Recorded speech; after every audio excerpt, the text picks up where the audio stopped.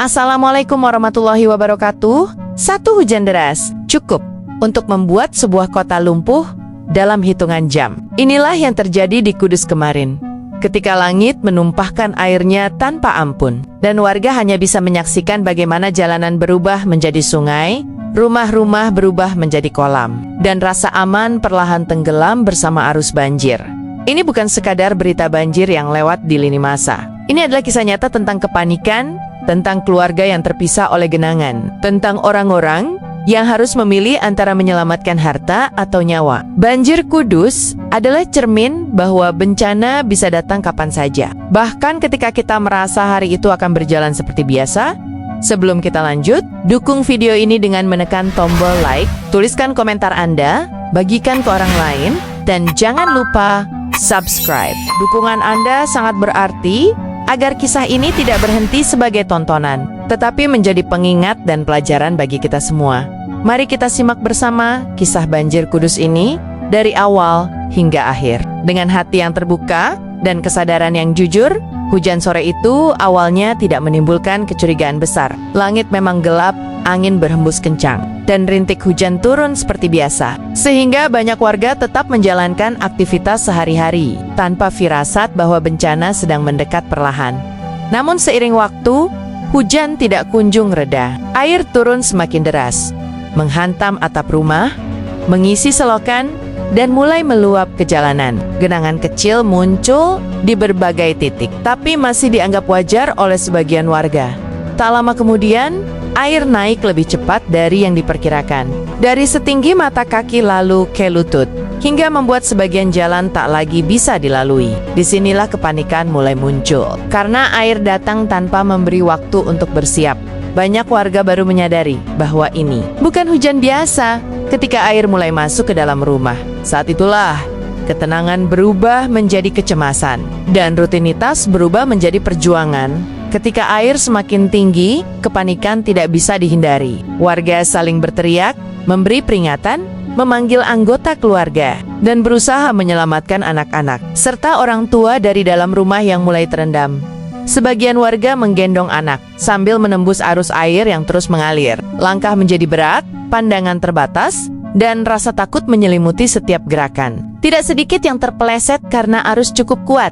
Di beberapa lokasi, warga terjebak karena akses keluar sudah tertutup banjir. Mereka hanya bisa bertahan di lantai atas atau di tempat yang lebih tinggi sambil menunggu bantuan. Dalam situasi genting seperti ini, tidak ada yang memikirkan kemewahan atau kenyamanan. Semua orang hanya berharap bisa selamat melewati malam itu. Banjir Kudus tidak hanya merendam rumah warga, tetapi juga merusak infrastruktur. Beberapa ruas jalan dilaporkan amblas karena tergerus air yang terus mengalir deras tanpa henti. Aspal yang selama ini terlihat kokoh runtuh dalam waktu singkat. Lubang besar muncul tiba-tiba, membuat pengendara tidak bisa melintas dan terpaksa memutar arah. Lalu lintas lumpuh total. Di beberapa titik, kendaraan terseret arus karena tidak sempat dipindahkan. Mobil dan motor yang biasa menjadi alat mencari nafkah kini hanya bisa dilihat tenggelam dalam genangan. Kerugian material pun tidak terhindarkan. Dalam satu malam, hasil kerja bertahan-tahan bisa hilang begitu saja. Banjir membuat aktivitas warga berhenti hampir sepenuhnya. Sekolah diliburkan, kantor tutup, pasar sepi, dan jalanan yang biasanya ramai menjadi sunyi bagi pekerja harian dan pedagang kecil. Banjir berarti kehilangan penghasilan. Tidak bekerja sehari saja sudah berdampak besar. Apalagi jika banjir berlangsung lebih lama. Di rumah-rumah yang terendam, warga sibuk menyelamatkan barang seadanya. Kasur basah, perabot terendam, dan lumpur mulai memenuhi ruangan. Banjir bukan hanya melelahkan fisik, tetapi juga menguras emosi dan mental warga.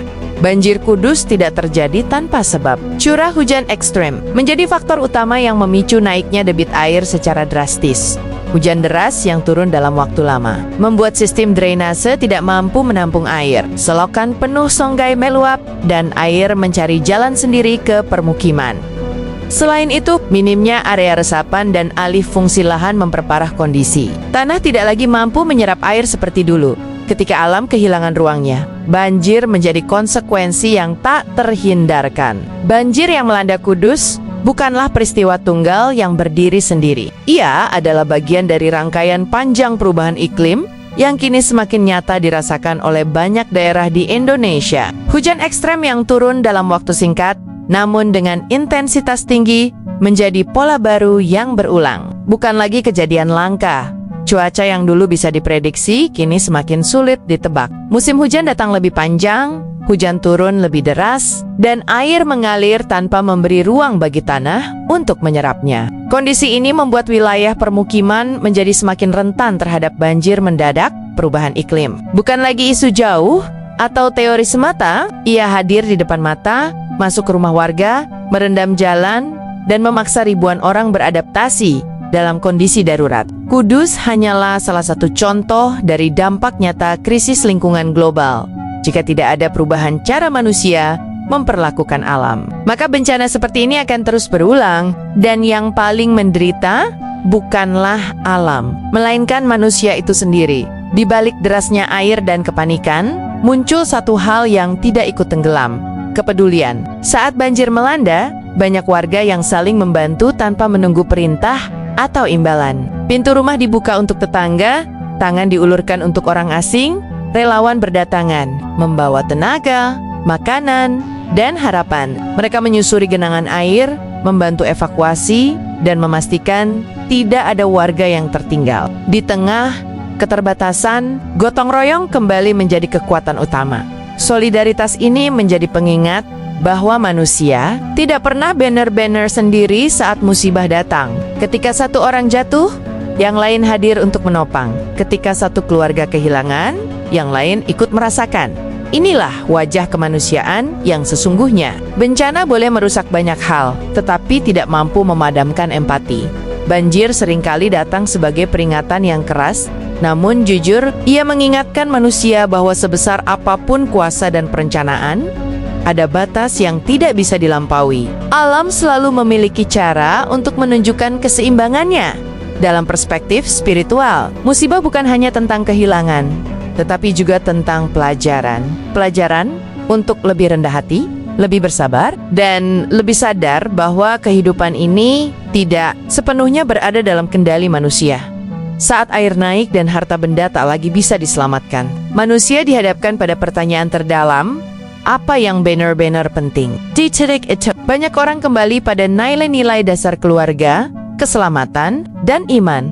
Banjir Kudus bukan hanya menguji fisik dan materi, tetapi juga hati dan kesadaran. Setiap bencana selalu membawa pesan, dan pesan itu tidak boleh diabaikan. Banjir Kudus menunjukkan bahwa kesiapsiagaan adalah kebutuhan, bukan pilihan. Tanpa persiapan, dampak akan selalu lebih besar dari yang seharusnya.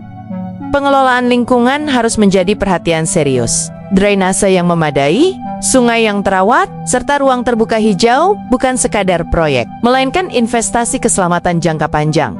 Edukasi kebencanaan juga harus diperkuat. Masyarakat perlu tahu apa yang harus dilakukan sebelum, saat, dan setelah banjir terjadi. Pengetahuan bisa menyelamatkan nyawa. Jika pelajaran ini benar-benar dipahami, maka penderitaan hari ini tidak akan sia-sia. Meski banjir meninggalkan kerusakan dan luka, harapan tidak boleh ikut hanyut. Kudus telah melewati masa sulit, dan seperti banyak daerah lain, ia memiliki kekuatan untuk bangkit kembali. Pemulihan bukan hanya tentang membersihkan lumpur, tetapi juga memperbaiki sistem. Evaluasi menyeluruh, dan langkah nyata harus menjadi bagian dari proses pos-kebanjir. Setiap pihak memiliki peran: pemerintah, masyarakat, dan individu. Perubahan kecil yang dilakukan bersama dapat membawa dampak besar di masa depan. Karena menjaga alam dan bersiap menghadapi bencana adalah bentuk ikhtiar menjaga kehidupan. Banjir Kudus mengajarkan kita bahwa musibah bisa datang kapan saja, tetapi kepedulian dan kesadaran harus selalu ada. Jangan biarkan peristiwa ini hanya menjadi cerita yang terlupakan. Seiring waktu, jika video ini memberi manfaat dan membuka kesadaran, jangan lupa untuk like, comment, share, dan subscribe. Mari sebarkan pesan ini agar semakin banyak orang yang waspada dan peduli. Saya pamit undur diri. Wassalamualaikum warahmatullahi wabarakatuh. Semoga kita semua selalu dalam lindungan Allah dan dijauhkan dari segala bencana.